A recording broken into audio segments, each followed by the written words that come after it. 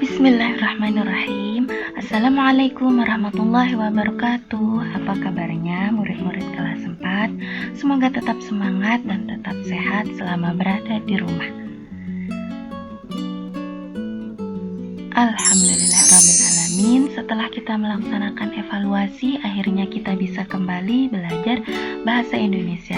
Dan pada pagi hari ini kita akan belajar bahasa Indonesia tema 3 mengenai wawancara. Sebelum belajar, jangan lupa berdoa dulu ya.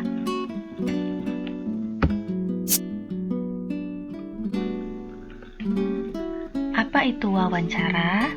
Wawancara adalah kegiatan tanya-jawab yang dilakukan oleh dua orang atau lebih untuk mendapatkan informasi. Di dalam kegiatan wawancara, ada orang yang bertanya, namanya adalah pewawancara. Dan ada orang yang menjawab pertanyaan atau orang yang diwawancarai, namanya adalah narasumber. Lalu apa tujuan wawancara dilakukan? Seperti yang dijelaskan oleh pengertian wawancara tadi, yaitu tujuannya untuk mendapatkan informasi.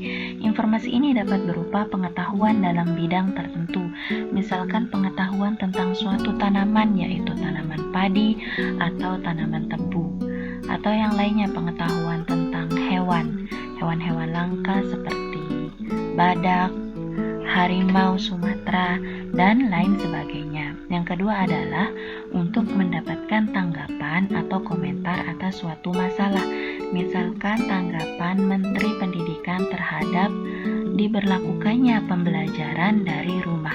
Itulah contoh informasi yang lain. Yang ketiga adalah cerita terhadap suatu kejadian, misalkan cerita tentang seorang warga yang menyaksikan kejadian kebakaran yang terjadi di Lombok Utara.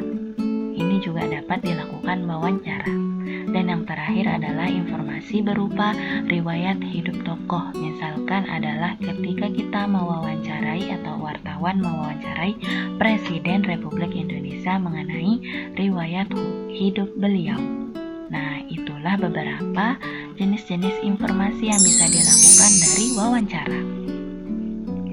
Kemudian, bagaimana tahap-tahap mendapatkan informasi dengan wawancara? Ada 3 tahapnya, yaitu tahap sebelum wawancara dilakukan, tahap saat wawancara berlangsung, dan tahap setelah wawancara dilakukan. Pada kesempatan kali ini kita hanya akan membahas tentang tahap sebelum wawancara dilakukan.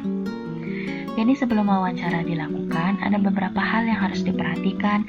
Yang pertama, kita sebelumnya harus menentukan topik atau tema, hal yang akan kita gali lebih dalam, informasi yang ingin kita dapatkan lebih banyak. Itulah dinamakan topik. Yang kedua adalah menentukan narasumber atau orang yang diwawancarai. Hendaknya narasumber memiliki latar belakang atau pengalaman serta penguasaan sesuai topik yang akan ditanyakan. Misalkan kita akan membahas tentang tanaman, maka tanyakanlah kepada orang yang ahli di bidang tanaman seperti petani untuk tanaman padi dan lain sebagainya. Itu tahap yang kedua. Sekarang yang ketiga adalah menyusun daftar pertanyaan. Jadi sebelum wawancara dilakukan, kita harus menyusun pertanyaan terlebih dahulu. Lalu, bagaimanakah cara menyusun pertanyaan yang baik dan benar? Ada beberapa cara atau ciri-ciri pertanyaan yang baik. Yang pertama adalah sesuai dengan topik yang akan kita gali lebih dalam informasinya. Seperti tadi, topik tentang tanaman padi. Jadi pertanyaannya harus sesuai dengan tanaman padi saja. Yang kedua adalah pertanyaannya saling berkesinambungan. Yang ketiga, menggali lebih banyak informasi dengan pertanyaan sebanyak-banyaknya. Yang keempat, pertanyaannya harus fokus atau tepat sasaran. Tidak boleh di luar dari topik. Yang selanjutnya, menggunakan bahasa yang baik dan benar, tidak menyinggung perasaan narasumber. Dan yang terakhir adalah mengandung unsur adiksimba. Nah, apa itu pertanyaan yang mengandung unsur adiksimba? Jadi, adiksimba ini merupakan singkatan. Huruf A merupakan singkatan dari kata tanya apa. Sementara Di singkatan kata tanya di mana. Selanjutnya K adalah singkatan kata tanya kapan. Si singkatan kata tanya siapa. Kemudian M singkatan kata tanya mengapa. Yang terakhir Ba singkatan kata tanya bagaimana. Jadi di dalam menyusun pertanyaan ini haruslah memuat ke-6 pertanyaan ini untuk memudahkan kita menyusun pertanyaan. Lalu bagaimana cara menyusun pertanyaan dengan unsur adik Simba? Perhatikan contoh berikut ini. Kita ambil topik, tema adalah COVID-19. Nah, berikut pertanyaan-pertanyaan dengan menggunakan unsur adik Simba. Yang pertama, pertanyaan dengan kata tanya apa? Contohnya seperti ini. Apa saja ciri-ciri virus corona? Atau yang kedua, apa penyebab virus corona muncul pertama kali? Yang ketiga, apa saja gejala orang yang terkena virus corona? Apa yang harus dilakukan untuk mengurangi penyebaran virus corona? Kemudian kata tanya di mana? Di mana virus corona pertama kali muncul? Di mana virus corona bisa hidup dan memperbanyak diri? Di mana saja para pasien yang terkena virus corona diisolasi? Yang ketiga, kata tanya kapan? Sejak kapan virus corona pertama kali muncul? Bila diprediksi kapan virus ini akan berakhir di Indonesia? Dan kapan waktu yang aman bagi seseorang jika ingin keluar rumah agar tidak rentan terkena virus? Kata tanya siapa? Siapakah orang yang paling rentan terkena virus corona? Siapakah orang yang bertanggung jawab untuk mencegah penyebaran virus corona? Siapa saja orang yang berjasa dalam menanggulangi penyebaran virus corona? Kata tanya mengapa? Mengapa virus corona menyebar begitu cepat dari satu individu ke individu lainnya? Mengapa kita harus menjaga jarak dan memakai masker ketika berada di luar? Mengapa dokter yang menangani pasien virus corona harus memakai APD? Kata tanya bagaimana?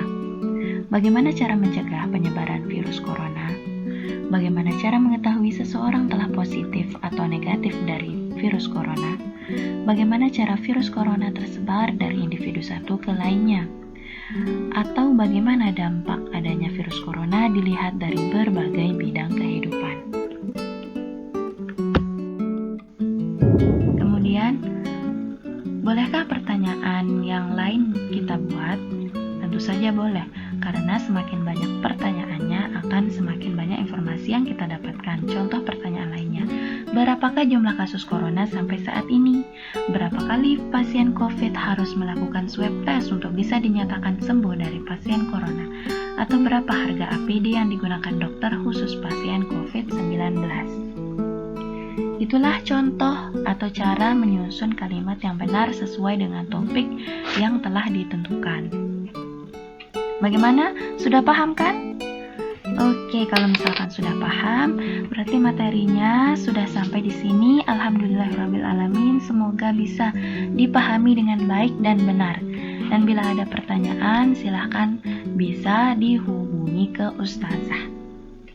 Karena materinya sudah selesai, kita lanjut ke penugasan.